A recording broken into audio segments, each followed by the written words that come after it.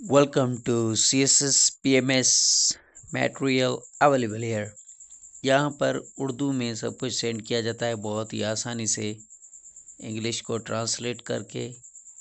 जो भी CSS के टॉपिक हैं, बहुत लेक्चर में मैंने आपको अच्छी तरीके से समझा चुका हूँ। अब मैं सिर्फ टॉपिक्स को क्विकली डिस्कस करूँगा, ठीक है। आप सिर्फ सुनते जाएं और याद करें। यही सब कुछ है, हर किताब में, हर बुक में, हर नोट्स में सब कुछ यही होता है, यही लिखा है जो मैं सेंड करता हूँ। इंग्लिश में चाहिए तो उसके लिए कमेंट्स करना, यही चीज़ इंग्लिश में ट्रांसलेट करके सेंड कर दूँगा। अब आप देखें, ये टॉपिक चल रहा था आइडियोलॉजी ऑफ पाकिस्तान, तो उसमें ये है कि इसमें अल्लामा इकबाल का क्या रोल था और अल्लामा Iqbal and ideology of Pakistan, मतलब कि अल्लामा इकबाल ने आइडियोलॉजी ऑफ पाकिस्तान को कैसे देखा, किस नज़र से देखा था और या कैसे एक्सप्लेन किया था। तो अल्लामा इकबाल को शायर मशरिक भी कहा जाता है। मशरिक के शायर थे, मतलब कि जो हमारा एरिया है, सब कंटिनेंट था उस एरिया का। तो शायर मशरिक भी कहा जाता है।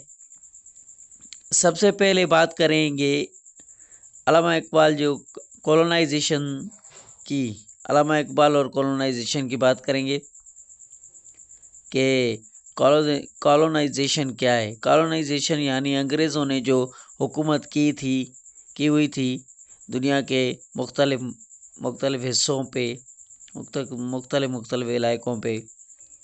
तो अल्लामा इकबाल को इससे बड़ी नफ़रत थी, बहुत बड़ी चिढ़ थी। अल्लामा इकबाल को ये बिल्कुल पसंद नहीं था, वो नफ़रत करते थे उनसे। और अल्लामा इकबाल ये शुरू में हिंदू मुस्लिम की हामी थे।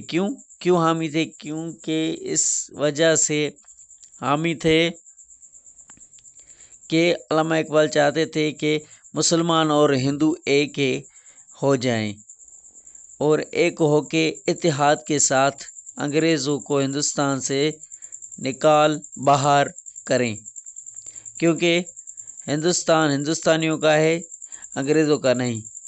अब यहाँ पर आपको एक बात ये देखें, ये समझ में आया कि अल्लामा इकबाल जो है ना, पहले वो कहते थे हिंदू मुसलमान साथ हो जाएं, हिंदू मुसलमान के हामी थे, मतलब कि हिंदू और मुसलमान साथ मिलके चलें, साथ मिलके काम करें। इसका मतलब ये था कि अल्लामा इकबाल स्टार्ट में मुसलमान और हिंदू के साथ चलते रहे हैं। अल्लामा इकबाल शुरू में हिंदू और मुसलमानों के साथ चलते रहे, उनको प्रोमोट करते रहे, साथ साथ उन दोनों की मतलब कि हिमायत करते रहे, मदद करते रहे। लेकिन फिर with the passage of time, मतलब कि वक्त के साथ साथ वक्त गुजरता गया और हालात चेंज होते गए। जब अल्लामा इकबाल ने देखा कि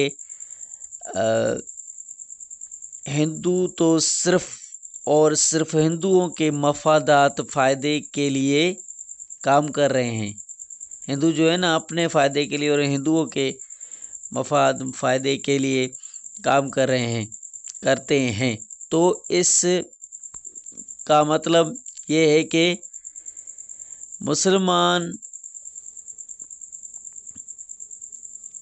मुसलमानों को एक सेपरेट नेशन के लिए स्ट्रगल करनी चाहिए। अपने राइट्स के लिए सेपरेट नेशन ना भी कहें आप, अल्लामा इकबाल ने कहा सेपरेट नेशन ना कहें आप, पर अपने राइट्स के लिए मुसलमानों को स्ट्रगल करनी पड़ेगी, तब जाके जो है वो मुसलमानों को कुछ हासिल होगा। तो ऐसे में फिर अल्लामा इकबाल, तो ऐसे में फिर मुसलमानों को कुछ ना कुछ हासिल होगा। तो ऐसे में फिर अल्लामा इकबाल ने क्या किया کہ اپنی پوئٹری کے تھرو مسلمانوں کو بیدار کرنا اسٹارٹ کر دیا، اور ٹھیک ہے، اور اپنے خطبات ایڈریس کے تھرو اس طرح سے علامہ اقبال جو الہ آباد میں ایڈریس خطاب ہوا تھا، جو ایڈریس ہے 1930 کا، جس میں 1930 کا، جس میں علامہ اقبال نے واضح طور پر کہہ دیا شمالی مغربی سرحدی صوبہ پنجاب، بلوچستان اور سندھ بنگال کے مسلمان کے اکثریتی علاقے ہیں، مطلب کہ اس میں میجورٹی مسلمانوں کے، اس میں مسلمانوں کی تعداد زیادہ ہے ان صوبوں میں۔ تو یعنی جہاں جہاں پر مسلمانوں کی میجورٹی ہے، تعداد میں زیادہ ہیں، جن علاقوں میں مسلمان میجورٹی کے اندر ہیں، موجود ہیں، تو علامہ اقبال نے کہا مجھے دکھائی دے رہا ہے کہ ان فیوچر آنے والے وقت میں یہ ایک الگ وطن بنے گا۔ اس نے کہا تھا یہ ایک الگ وطن بنے گا، علامہ اقبال نے کہا تھا یہ ایک الگ وطن بنے گا جو مسلمانوں کے میجورٹی علاقے ہیں، جہاں پر مسلمان میجورٹی میں ہیں، الگ وطن بنے گا۔ تو اس وجہ سے علامہ اقبال کو ڈریمر آف پاکستان بھی،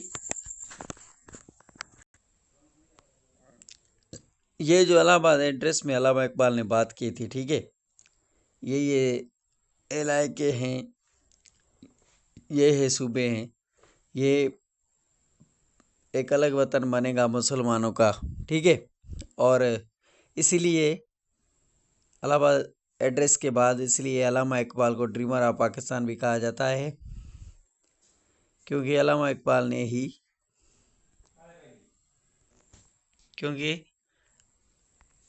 کیونکہ علامہ اقبال نے ہی ڈریمر آف پاکستان کہا جاتا ہے، کیونکہ سب سے پہلے ڈریم اور یہ دیکھا تھا 17 سال کے بعد پورا ہوا، پاکستان بنا، ہم نے حاصل کیا۔ تو اس کے بعد علامہ اقبال کا کانسیپٹ تھا ریلیجن کا۔ علامہ اقبال بالکل ہی ایک مذہبی تھے، تو مذہب کے اوپر بیس کرتی ہے پاکستان کی جو بنیاد ہے، وہ مذہب کے اوپر رکھی گئی۔ جیسے جیسے مذہب کے اوپر وہ زیادہ کام کرنا اسٹارٹ ہوئے، تو ویسے ویسے علامہ اقبال کو اس بات کا ان کو احساس ہوا مسلمانوں کو کہ مسلمان کسی بھی صورت میں جو ہیں وہ ہندوؤں کے ساتھ ایٹ لیسٹ نہیں رہ سکتے، ہر لحاظ سے الگ ہی جدا ہے، کیونکہ ان کے مذہب میں زمین آسمان کا فرق ہے، تو یہ ایک ساتھ کبھی نہیں رہ سکتے۔ اس کے علاوہ علامہ اقبال نے ٹیچنگز دی، قائد اعظم کو اس ٹیچنگز نے بہت امپورٹنٹ رول پلے کیا۔ ایون جب 1934 کے اندر 1934 کے اندر قائد اعظم کو واپس لایا، تو اس قائد اعظم نے بہت اہم رول پلے کیا، قائد اعظم نے بہت اہم رول پلے کیا علامہ اقبال نے، اور قائد اعظم یہ خود مانتے تھے، قائد اعظم، کہ وہ باتیں یا وہ جو ریلیجس تھاٹ تھی علامہ اقبال کی، وہ ریلیجس باتیں جو ریلیجس باتیں یا ریلیجس جو تھاٹ تھی علامہ اقبال کی، قائد اعظم وہ خود مانتے تھے کہ مجھے دی ہے، تو قائد اعظم نے، علامہ اقبال نے دی ہے مجھے، تو قائد اعظم نے یہ کہا تھا، واقعی میں مجھے لگا ایسے ہی ہے کہ قائد اعظم یہ خود بھی مانتے تھے کہ مجھے 2 ٹیچرز ملے، ایک عبدالکلام آزاد، دوسرا علامہ اقبال، اور یہ دونوں مجھے دو مختلف سمتوں کی طرف لے کے جاتے، کیونکہ ایک کانگریس کے اندر تھے اور وہ مشترکہ ہندوستان کی بات کرتے، مطلب کہ ہندوستان اور مسلمان ہندو سبھی اکٹھے رہیں کی بات کرتے تھے، اور دوسرے مسلم لیگ کے اندر تھے، مسلم لیگ کے ساتھ ایک عبدالکلام آزاد کانگریس کے ساتھ تھے، تو علامہ اقبال مسلم لیگ کے اندر تھے، تو مسلم لیگ والے پاکستان کی بات کرتے تھے اور کانگریس والے مشترکہ ہندوستان، مطلب کہ ہندوستان کٹھا ہی رہے، جیسے ہندو مسلمان ساتھ رہے، پاکستان ہمارے وطن کو۔ اچھا، یہ چوتھا پیج ہے۔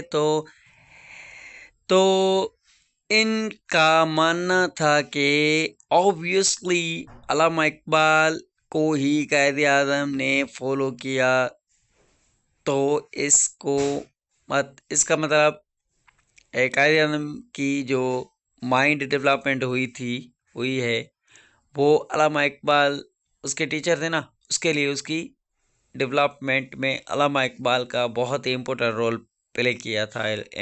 علامہ اقبال نے قائد اعظم کے ذہن کو اور زیادہ ڈیولپ کیا۔ اس کے علاوہ اسی طرح سے علامہ اقبال مغربی جمہوریت جو ویسٹرن ڈیموکریسی ہے اس کو بھی علامہ اقبال نہیں مانتے تھے۔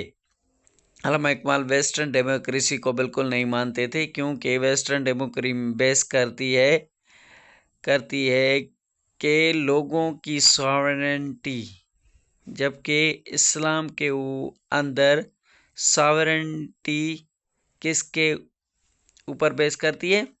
اللہ تعالیٰ کے اوپر بیس کرتی ہے، اللہ کی ذات کے اوپر بیس کرتی ہے۔ ویسٹرن ڈیموکریسی بیس کرتی تھی میجورٹی کے اوپر، اکثریت جس کی ہوگی اس کو حق ملے گا، کیونکہ ووٹ اس سے ڈالیں گے۔ ظاہر ہے جب کہ ہندوستان کے اندر یہ پاسبل ہی نہیں تھا کہ مسلمان جیتے، ووٹوں میں ان کو حق ملے، کے اندر پاسبل نہیں تھا۔ کیوں اپوز؟ اس لیے کہ ویسٹرن ڈیموکریسی کو علامہ اقبال نے اپوز کرتے رہے کہ بھائی ویسٹرن ڈیموکریسی ہندوستان کے اندر قابل قبول نہیں، کیونکہ وہاں پہ تو پھر ہندو ہی جیتیں گے۔ اسی لیے اس وقت ہندوستان میں میجورٹی تھی تو ہندوؤں کی تھی، ہندو ہی جیتتے۔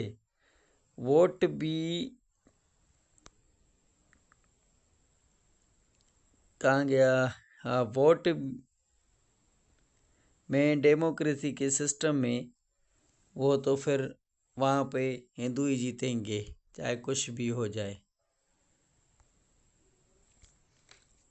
تو ٹھیک ہے، تو وہ ووٹ انڈیا میں ہوگا تو پھر تو میجورٹی ہندوؤں کی ہے، تو پھر ووٹ تو ہندو ہی جیتیں گے، ان کو حق ملے گا۔ پھر مسلمانوں کو ظلم۔ آگے کے الیکشن کی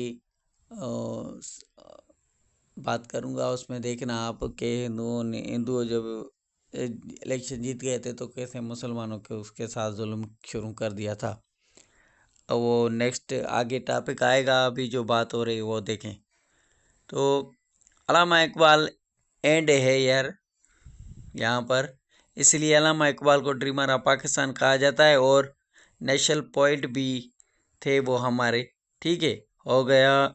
اور نیکسٹ میں اب ہم بات کریں گے Quaid Azam and ideology of Pakistan, مطلب کہ آئیڈیالوجی اور پاکستان سے متعلق جو بھی قائد اعظم نے بات کی وہ بات کریں گے۔ علامہ اقبال نے یہی باتیں کی تھی، اس سے آئیڈیالوجی آف پاکستان سے ریلیٹڈ قائد اعظم اور علامہ اقبال کی باتیں یہی تھی۔